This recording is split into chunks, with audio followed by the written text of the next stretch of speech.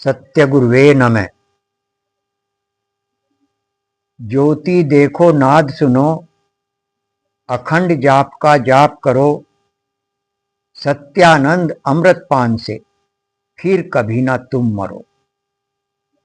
ये आध्यात्म मार्ग बड़ा गहन विषय होता है, गहन। और जो इस पे चलता है उसका जीवन सफल हो जाता है। सेवक ने क्या कहा? ज्योति देखो। ज्योति कहां से देखो? कहां दिखाई देती है ज्योति? यहां प्रकाश,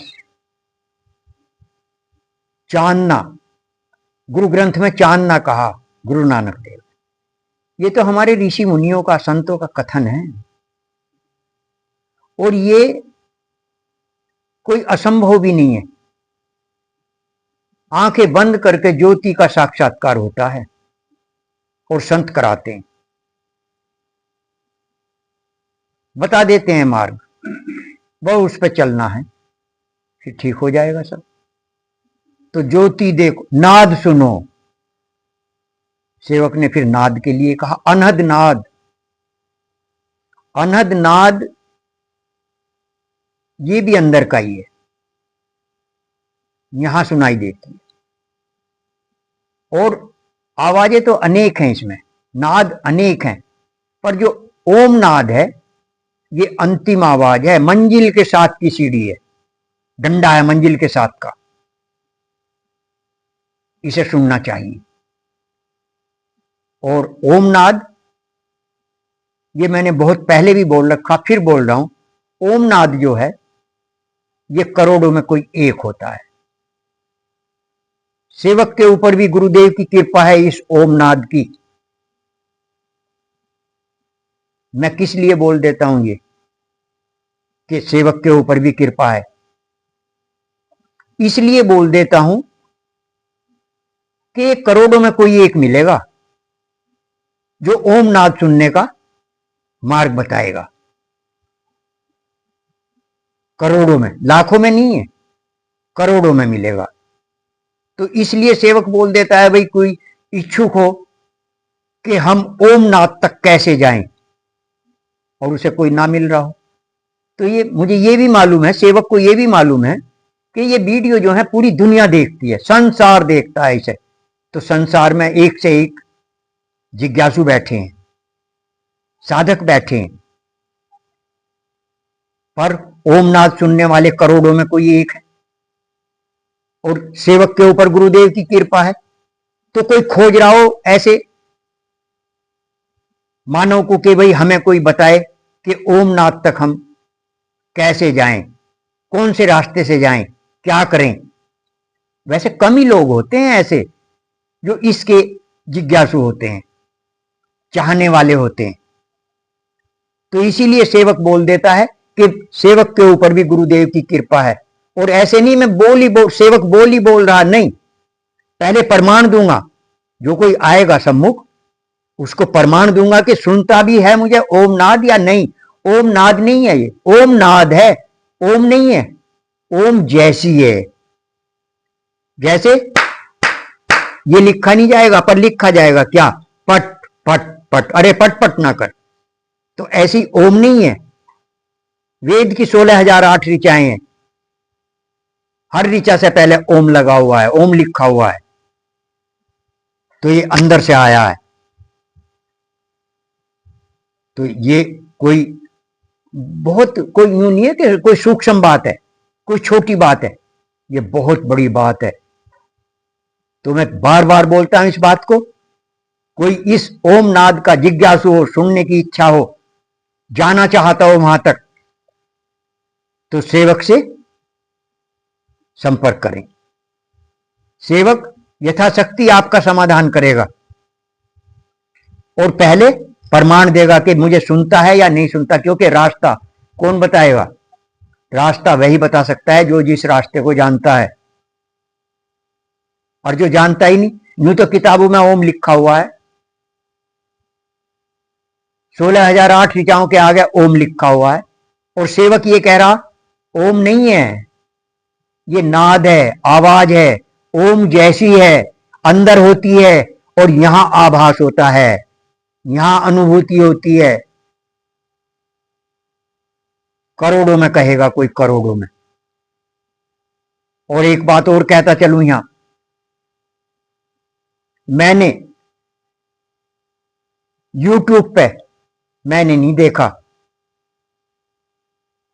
कि कोई ये कह रहा हो कि ओम नाद मुझे भी सुनाई देती है। पूरे यूट्यूब पे नहीं देखा मैंने, टीवी पे नहीं देखा।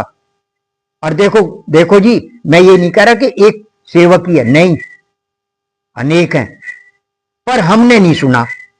हम अपनी बात कह रहे हैं।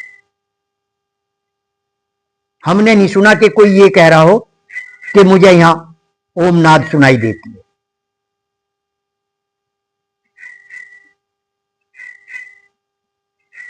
तो इस बात को समझना।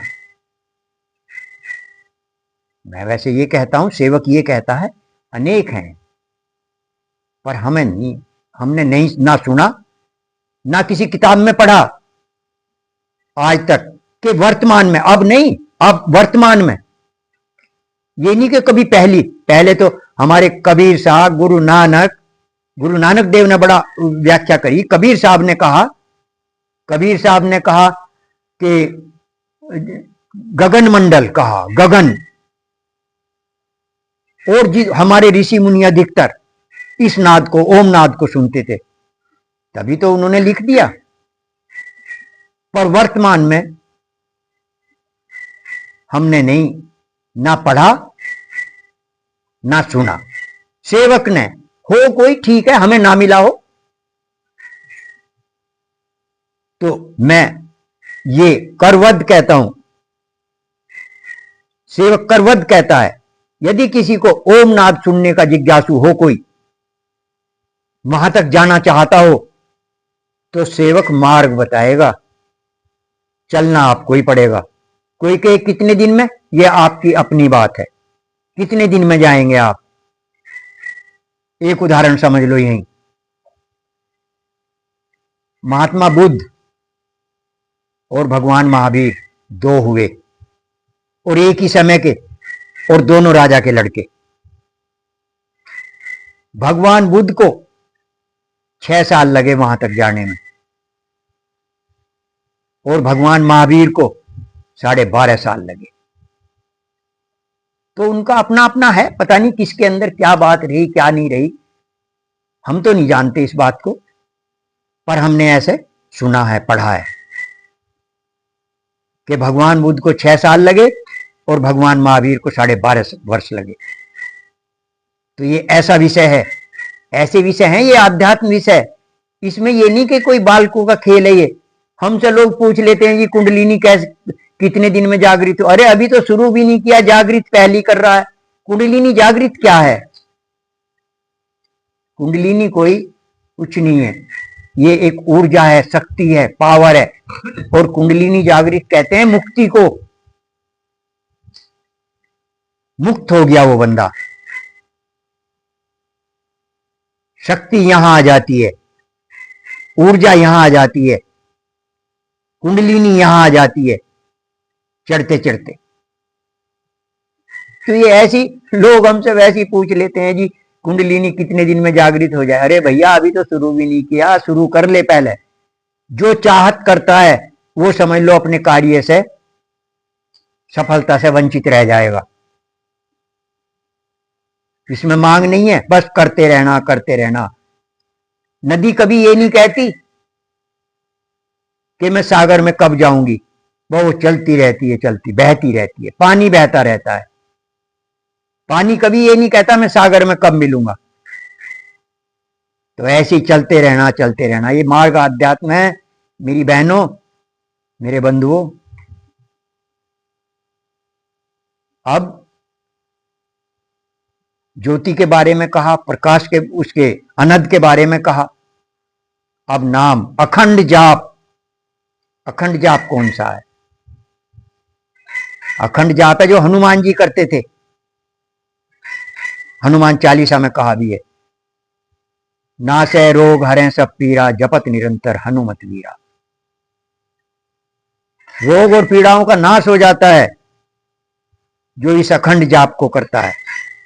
इस अखंड जाप को जानने के लिए, सीखने के लिए, करने के लिए संतों की शरण में जाना चाहिए। यदि कोई मिल जाए ठीक है, नहीं तो सेवक सेवा में तत्पर है। अब अमृतपान अमर हो जाएगा, मृत्यु पास भी नहीं आएगी, अमृतपान के अंदर हो सकती है। ये अमृतपान का क्या है? अमृतपान ये अथर्ववेद की क्रिया है, सामवेद की है अनहदनाद, ओमनाद, यजुर्वेद ज्योति और ऋग्वेद अखंड जाप का ज्ञान। ये ज्ञान का विषय है। तो अमृत से अमर हो जाता है। अमृत क्या है? अमृत जो मरे ना, काल भी भय मानता है, काल भी भय मानता है। तो अमृतपान, इसे दूसरे शब्दों में योगी लोग इसे खेचरी मुद्रा भी कह देते हैं। तो अमर हो जाता है योगी। अब ये नहीं कि ये कोई एकदम वैसी हो जाएगी अमृतपान की क्रिया। अमृतपान की क्रिया है, ये करके देखना है इसे। ये क्या है अमृतपान की क्रिया? अंदर ही अंदर जीभ ब्रह्मरंध्र में चली जाती है। एक सुराख है जो मुंह में भी निकला है और यहां भी है,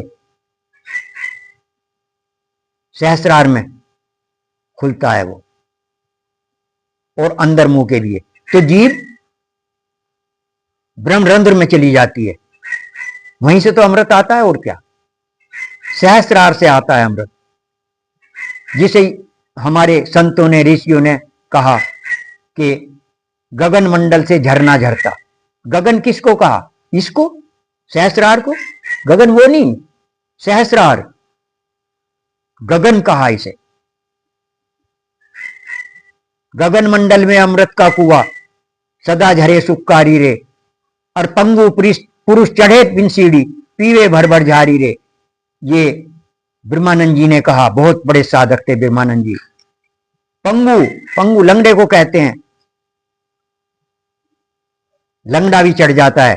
और झारी, घड़ा, झारी भर भर के पीता है। तो पंगु पुरुष चढ़े बिन चीड़ी, पीवे भर भर झारी रे। ये चार कली है ब्रह्मानंद की, ज्योति की भी है। अचरज देखा भारी साधो, अचरज देखा भारी रे। बिना बजाए निस्तिन बाजे, घंटा शंख नगारी रे। और बहरा सुन सुन मस्त होता है, तन की सुधी विसारी रे। बिन भूमि एक महल बना है, तामे जोत उजारी रे। अंधा देख देख सुख पावे, बात बतावे सारी रे।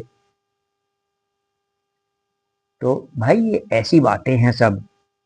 जिंदा मर के फिर जी जावे, बिन भोजन बलधारी रे। और ब्रह्मानंद संत जन बिरला, समझे बात हमारी रे। हमारे ऋषि मुनि संत महात्मा ये तो हमें बता दिए सब कुछ बता दिए, छोड़ा नहीं उन्होंने कुछ भी। अब यदि हम ही ना समझें तो उनकी गलती नहीं है, गलतियां सब हमारी हैं। क्योंकि हम भिखारी हो रहे हैं, भिखारी, भीख मांगते हैं। बस दे दो, कोई भगवान दे दो, कोई देवता दे दो। क्यों दे दे भगवान, क्यों देवता दे दे? नहीं देंगे, आज तक दिया ही नहीं। एक भी उदाहरण नहीं है जो भगवान ने, परमपिता परमात्मा ने किसी को कुछ अपने पास से दे दिया हो। अपने पास से नहीं दिया, हाँ कर्म का फल दिया, जब भी दिया भगवान ने, परमात्मा ने, या किसी देवी देवता ने, कर्म का फल देते हैं, अपने पास से नहीं देते। आज तक दिया ही नहीं किसी को। तो फिर आज भिखारी हो रहे, भीख मांगते हैं, दे दो, कोई मेरे काम को ये कर दे, दूसरा कर दे। क्यों कर दे? अरे खुद चल, जो खुद चलेगा मंजिल तक वही जाएगा, वरना नीचे गिर जाएगा। बस आज इतना ही।